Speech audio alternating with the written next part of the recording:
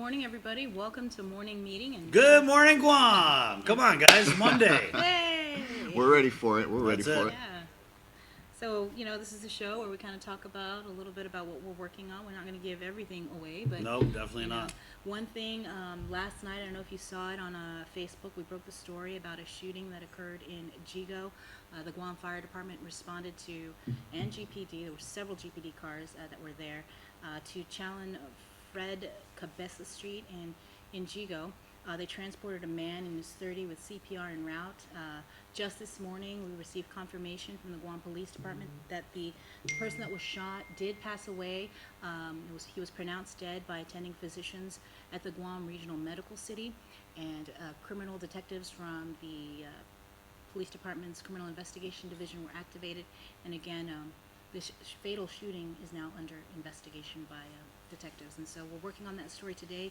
Adriana Cotero will be speaking with Paul Tapao, the spokesperson for the Guam Police Department, to gather more information as to what transpired last night. Yeah, and they just had a village safety meeting out there in Jigo right. last Wednesday, and this wasn't one of the topics that was brought up. So we're looking at GPD's budget and trying to get more officers out there on the streets. And I just got to give you props though, because this happened late.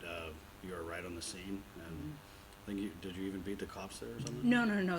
There were a lot of police officers on the scene. It was interesting because they were telling me you should probably wait in your car. And usually I'm never, no one's really ever told the media that. And so I was like, okay, what's going on here? And so there's some information that we're not releasing about it, but I know it appears to be a serious case. So once we can get confirmation and specific details from GPD, we'll pass it along. Right, and Jules, so they got that Contra Peligro exercise going on this week. Yeah, that's going to be a big deal. We're all trying to be prepared in these emergency situations, and I don't know how far that spreads, but I wanted to tie in what you're talking about, the safety meeting. Adriana's going to cover the Machete brothers case again today, the follow-up there, and Emmanuel, is he the one that's required another psych eval? Yeah, Emmanuel. I don't know if it's Resalap or Jordan Resalap. The brothers Okay, yeah. that were accused Jordan in the Resalap. machete attack in Minilao. So they have a hearing today. There was a psych eval that was ordered on one of them. I'm sorry, I can't remember which one it is. So it could have an impact on. Well, the psych eval was ordered for a previous case for. I can't remember which one, but It's anyway. got quite a rap sheet. I think it was Emmanuel. Emmanuel. The previous case, yeah. So pending the results, it could have an impact on the machete incident case, and so she's there covering it because I think trial for that case is scheduled for later this week. So it might be pushed back. We're just waiting to see what the outcome is of today's hearing. And then that PFAS, that's something I want to really try and work on this week. We got a response from the airport. We did a story last week. And I think what's really interesting about this airport air rescue firefighting division up at the airport is there are a lot of people who are getting a hold of the media who can't go public, because they fear losing their job, they fear repercussions. But there are, at least on our end, a couple sources who have come out and said, hey, you guys really need to look into what's happening at the airport. Unfortunately, we can't get access to that site, and any questions that we ask to the fire department has to be run through the airport's marketing division. So that's kind of interesting. And last night I was just getting all kinds of tips.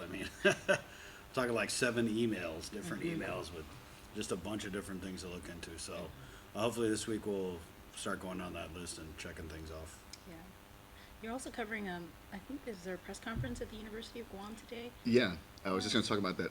It was very interesting when I was originally reading the press release today, talking about bleaching of the coral reef. So I thought it was involving humans or individuals, like going out there bleaching it for whatever purpose, right? Catching fish, right? Yeah. But it's a naturally occurring process in the ocean. When the waters get too hot, then the coral, because they're live, corals are living creatures or whatever you want to call them, either bacteria or something, but they release the bacteria that's within them because the bacteria become toxic for the coral when the water gets too hot. And so then the coral slowly starts to die after that. It's this really weird process. So we're going to learn a little bit more about that. But they're saying about 60% of Guam's coral reefs are basically at threat to kind of start this bleaching process. Mm-hmm. But yeah, I didn't realize that it was a naturally occurring process. So you Oh. learn something new every day. Yeah, and so just so everybody knows, I don't usually dress like this to work. Yeah, she does. Yeah, she No, does. Trying to boost those ratings, you know. She's got her slippers. heels on too. But no, yeah, I have a couple of shoots this morning. I'm heading out to check out this new place, or I don't even know if it's new, called KUAM Ocean Park in Tamuning. We can also do some Segway Careful. stuff. And then heading down to Cabris, we're going to try out this thing called flyboarding, which I'm extremely nervous Is about. that like water jetpack thing? That's or what it something? looks Oh, like, that and then sounds you just awesome. shoot up into the air. Right.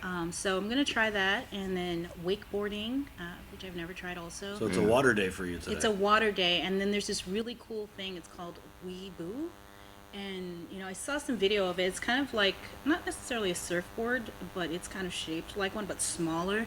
And you stand on it, and it's motorized, so you glide across the water Oh, cool. on a Weeboo. So. That should be fun to watch you. Wee, boo. I think it's gonna be fun for you, but it's gonna be more fun to watch you. Oh, trying it out, yeah. Eating it. So, funny. At least it'll be in the It's water. true, let's be honest, I'll Yeah, probably alright. will be eating it. Hey, so thanks for watching our morning meeting here. Mondays, we like to kick it off. What did you have? I was Something? gonna say, yeah, before we just from Jenna Gamindi, she wanted us to kind of remind the Oh, public again, yes. because you did bring it up earlier, Right, the Contrary yeah.